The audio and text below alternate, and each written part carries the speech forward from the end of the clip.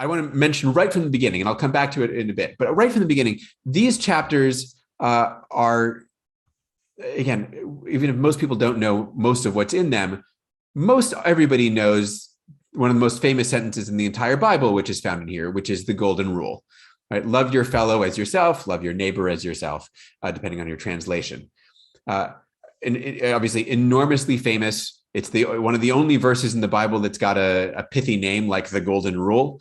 Uh, it's a it's a passage that in both Christian and Jewish tradition is highlighted as essentially perhaps one of the core features of the text. So if you're reading the Gospels, I happen to pick this one from Mark, but it's also in Matthew and Luke.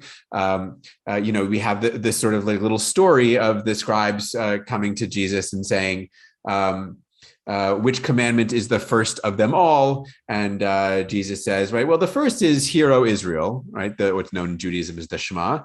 And the second one is love your neighbor as yourself. Those are the top two. So here we have, Jesus affirming the golden rule as special. That's a story that I assume most of you are familiar with. Here's the Jewish version of it from the Talmud. We have a Gentile who comes before one of the rabbinic sages, Shammai, and says, I'm happy to convert to Judaism, but you have to teach me the entire Torah while I stand on one foot. And Shammai is like, I don't have time for this, and pushes him over.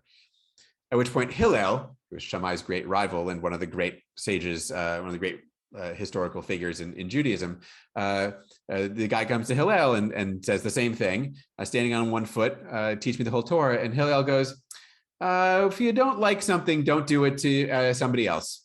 That's the whole thing, right? Everything else is commentary. Go and learn, which is a beloved passage, I think, in Judaism. But again, for our purposes, is making the point that the golden rule, we think of that way because our Jewish and Christian traditions have highlighted it for us. My guess is that if we gave you a Bible with no familiarity with it, the chances of you somehow finding this one verse like needle in a haystack would be relatively small. My point actually there being, we call it the golden rule and we circle it in our Bibles and we make a big deal out of it. But within the Bible itself, structurally, it's not marked in some way. It's not like it's in bold or underlined or in like bigger letters somehow. It's one single verse in this whole sort of package of laws that we have in these chapters.